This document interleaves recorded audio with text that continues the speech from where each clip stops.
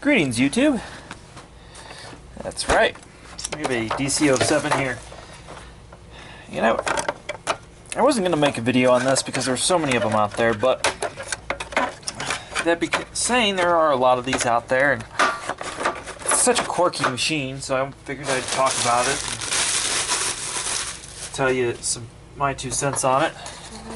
It was the first Dyson that was widely released in the US market. Though I do remember seeing the dc11 appear on the, at least where I was before these appeared, in sharper image, which was a canister with a turbo head, which as we know are just not popular in the US market. So, a couple of things that are quirky about this. Start by the fact that this had a rubber belt in it, sandwiched in between a clutch mechanism, that you couldn't change yourself because you needed a jig or a tool, so that was really a funky thing. And when we're training new technicians on how to fix these, when these do come in, new technicians always struggle putting the belts in these. Another thing that's quirky is this hose holds the tension with the plate and acts as a spring. Now in later models, like the 17 and the 27 and the 28, they would actually put springs here, but not in those 7s and 14s. So now I'm going to, for your amusement, you're going to see me use the jig. I unfortunately do not have a genuine Dyson one at this store, which is a lot better of a jig. But, you know, so you have to be pretty strong in your hands to do this. You're putting quite a bit of pressure here. You're gonna see, as you see, this jig is just messy to use, so this is not gonna look particularly graceful. So we put this brush roller in. All right. So that. All right. So we've already. Then you have to put these end caps in there straight. I really can't stress enough, don't even try this at home. It's just not worth it. Bring this to somebody who's done this a few times. It's one of those things, once you do it a few times, you get good at it. Looks like this, yep, that came out wrong. So that's on there.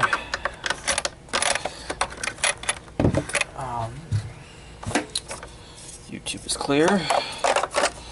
So that's that. Again, if it's on there right, that hose is what holds contact with the floor. So you can see there's no Cyclone or filters in place. I've washed one of the filter covers. I'm going to be replacing the filters and testing with the particle counter here in a minute. Now they would brag about it's a lifetime filter, and I think what they meant was the lifetime of the vacuum, not your lifetime, which was intended to be 5 years. As we know, the 07s lasted longer than they intended to be, and they weren't quite the pieces of shit that we all thought they were. And we couldn't perceive back when these came out that anybody could make anything worse than this. And then come along Shark and some of the newer Dyson designs, and holy shit, some of those are really wacky. Talk about designing obsolescence to the max. So, something to note, whether you're getting a genuine or a replacement filter these days, the gasket, here's an old filter, and you can see where the hair has just started to blow out the side, and they just don't last a lifetime. That's a marketing lie. I've discussed that in other videos. You can Google that. So I've got a new filter here, and the only problem with the new filters is they don't really come with a gasket. So they sit in there kind of loose. So that's just kind of something, and there's not much you can do about it. You can order a gasket you can flimsily put on there. It comes in 2 pieces, but it doesn't make a good seal, so it defeats the purpose. But you don't want to run it with the dirty filters either, so what are you going to do? You just put what parts are available. Surprisingly enough, the aftermarket support and parts are still available in these. There are plenty of these out there for some reason still. Even though the plastic is getting really brittle these days. Some of the models that were like purple and blue had extremely brittle plastic right out of the factory. I also like to replace the Premotor filters. I find once big debris like this gets in them, they're not worth washing. So we're just going to throw a new one in there. And so it's got new filters right now. I've already washed everything, put a new clutch in this, and done a lot of that off camera. That's not the purpose of this video. The purpose of this video is just to kind of point out its quirks. So, out of the way, with the only labeling on the filter that you're supposed to wash, is this little thing. Nobody knew that these are there. Most Dyson owners do not know they have a filter there and end up throwing away the product. And there is a small sticker there, but for some reason, at least with the American market, maybe it's different overseas, when they put pictures on things, which to me is a lot more straightforward, but I think to most people it's really not. So they end up having to, unless you put a good description, people really struggle with pictures, I guess. Now, I just want to show you, this is a newer one. It has the wider Cyclone holes, and as you see, I've washed the fuck out of this. This is completely clean, this in there. And this one came in, average dirt, but it's actually in pretty good condition. It's not cracked or a lot of the things we're seeing now with them. So that's kind of why I wanted to do a video on it as well. Because it's just kind of, they're getting to be kind of a rarity, which I never thought I'd say. So we've got some screws right here. Alright, and the newer ones have a security screw. Oopsies.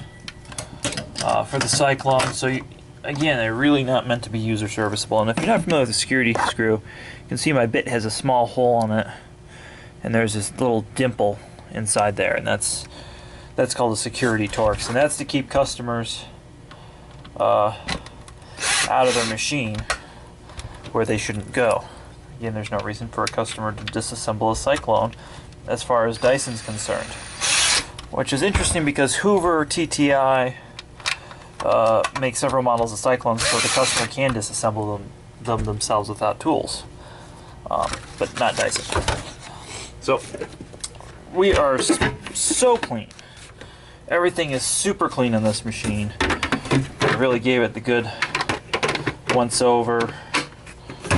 You can just see, you would probably find some vacuum collectors paying a lot of money to get a Dyson in this condition, more than they should,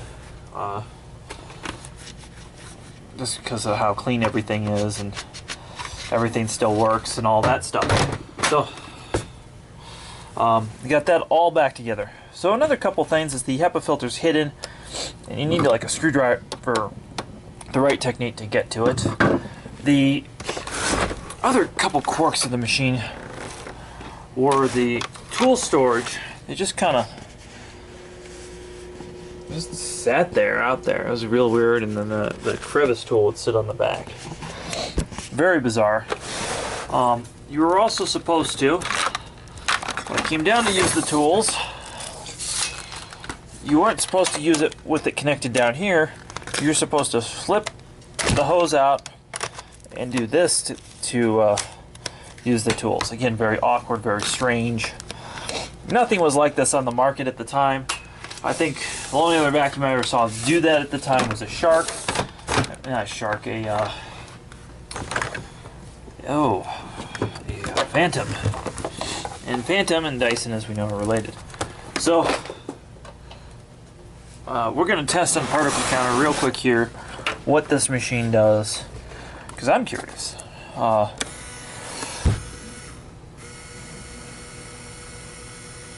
So that's what's in the air.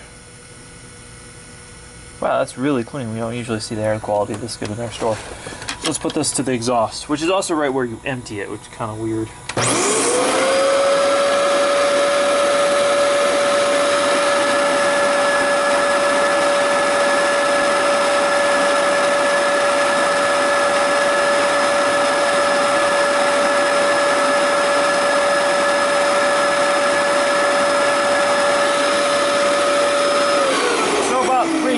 Particles per cubic feet with the IQ air particle counter is what this guy is blowing Again, this is a clean vintage example.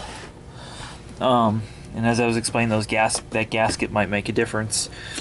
I noticed, I would say, back in like 2008, 2009, when I think it was when I first saw a particle counter, I would test these. These would be in the 100,000s. Occasionally 0 right out of the box, but they were inconsistent in their results.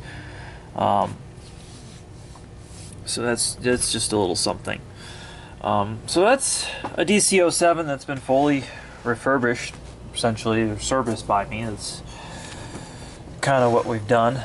And this is also, another interesting quirk to note about is there was an issue where people would pick these up on the handle and then they would put their thumb here naturally and then it would fall off. So the newer ones have this extra grip safety right here, and that's something you can tell on the original ones from one of the later model 07s off the bat. So in conclusion, filtration is questionable now that the filter support is really, they're not delivering the same kind of filters anymore. The plastics are getting brittle on these. They certainly made a lot of them. Like I said, this is just a good example. Yeah, so that's a dc07. So please tell me your dc07 experience. If you have one of these, how it cleaned, how it's still cleaning. If you've changed your clutch every 2 years like Dyson recommended. Please like, comment below, and subscribe to Performance Reviews.